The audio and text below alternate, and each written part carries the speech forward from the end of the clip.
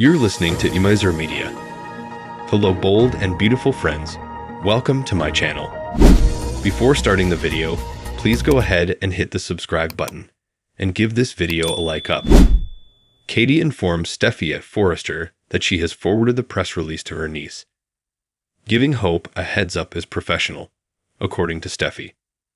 Nothing professional is taking place here, Katie snips. Her tone bothers Steffy, who also notes that Hope's actions were not professional. If Katie discovered a lingerie-clad lady on top of her husband, how would she respond? According to Katie, she would think it might have been a miscommunication. Amused, Steffy responds, "No, you wouldn't." Ridge comes in as Steffy tells Katie the case is closed. Hope is no longer allowed there, and there's nothing she or anyone else can do about it. Katie shows Ridge the very brief press release, and he says it must have come as a blow to Hope. Katie adds that it's a blow to the company as well. Steffy reiterates that Hope came onto her husband. No one forced her to do it. Ridge wishes none of this had ever happened. Steffy thinks it sounds like his opinion of Hope is shifting. Are you listening to Brooke? Ridge says of course he is. She's an important person in his life. Steffy says she's justified in what she did. Ridge says this is about the company. Getting rid of Hope and hope for the future are big decisions for them. Katie adds that she's Brooke's daughter, and this will send shockwaves through the industry.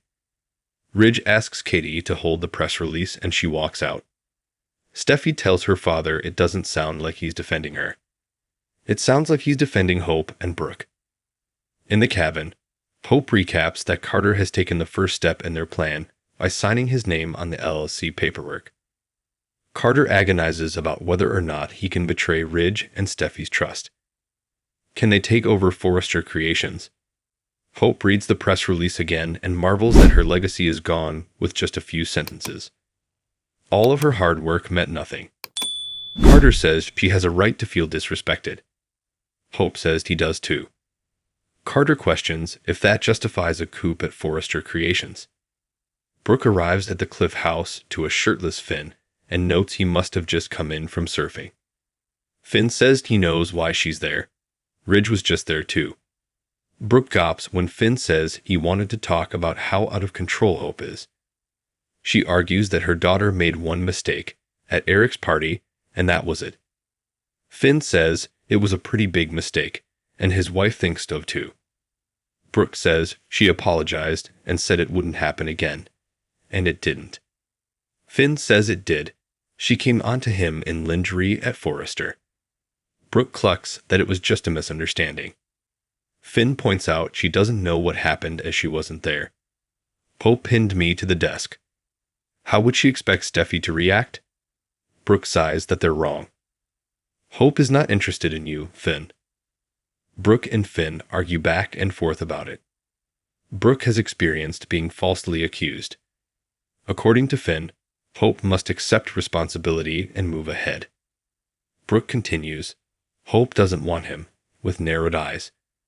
She has no interest in continuing in him whatsoever. Brooke reminds Finn that he and Hope were friends once. He says she crossed the line and ruined that. Brooke complains that she apologized for that, and she shouldn't have to lose everything she's worked for.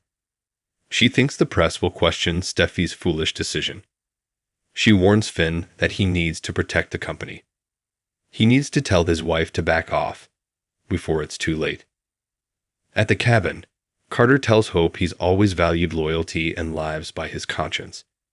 He's proud of that. Hope says sometimes loyalty is misplaced. They go over being overlooked, undervalued, and discarded. Hope thinks Steffy has been given too much power. Carter's idea to turn Forrester into an international luxury brand is something Steffy and Ridge couldn't have dreamed of. She's sure they're shutting it down because they didn't think of it first. Carter then gets outraged on Hope's behalf. Hope goes over the disadvantage her family is at in the company. She warns if Carter continues down this road, Steffy will want him out. Who does he think Ridge will support? Him or his beloved daughter? Carter nods. They need to protect themselves and their life's work. Hope asks, "Is it really that bad that we're standing up for ourselves and fighting back?" Carter warns if they do this, there is no going back. There will be ramifications for all of them. Hope questions, "Do we really want to go down this road?" Carter says they've left them no choice. He'll try one more time to get through to Ridge. If he fails, they'll follow through on their plan. Wait for my call. By the end of the day, our lives could be changed. Hope tells him she believes in him, and they kiss. In the office, Ridge tells Steffy he has her back. She asks, "Do you?" Ridge says yes. Hope not being there right now is the right thing. That's why he sent her away. Steffy feels like he's wavering. She says she'd never put her personal feelings over the good of the company. But how could she have Hope back here after everything she's done? Ridge understands, but they have to handle this the right way. This is delicate. He disagrees that it's time to issue a press release. Carter comes in and says he thinks they can resolve this before things escalate out of control.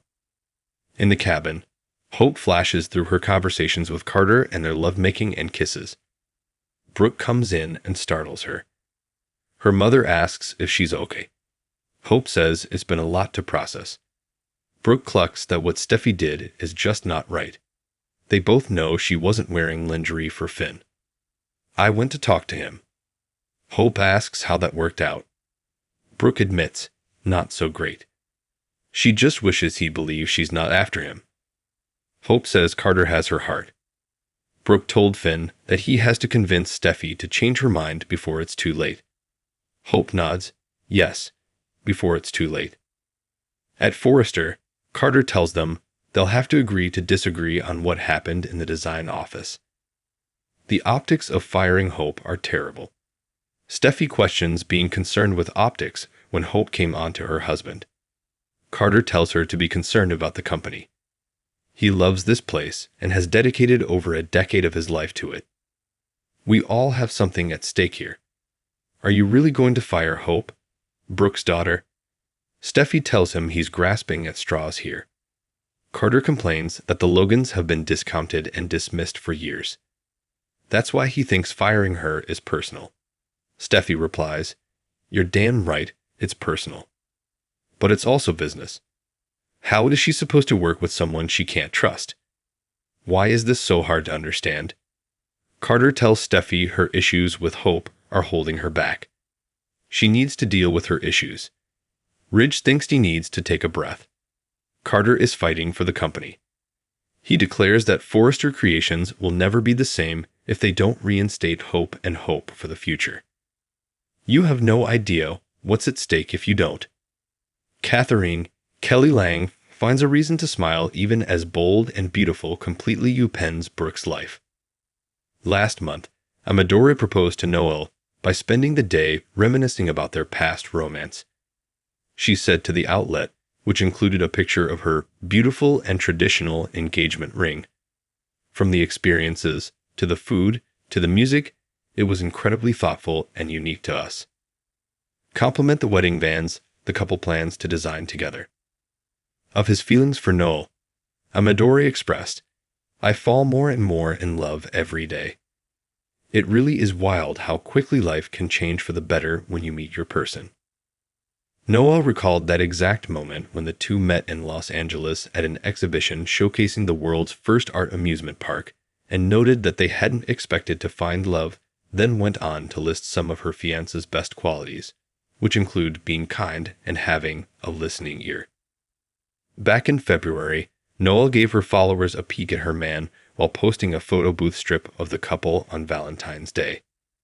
And just a few months ago in September, she expressed how proud she was of Amadore, who appears in the new series 3 Women on Stars. Thank you for watching this video. Please subscribe my OSR Media to our channel and stay with us.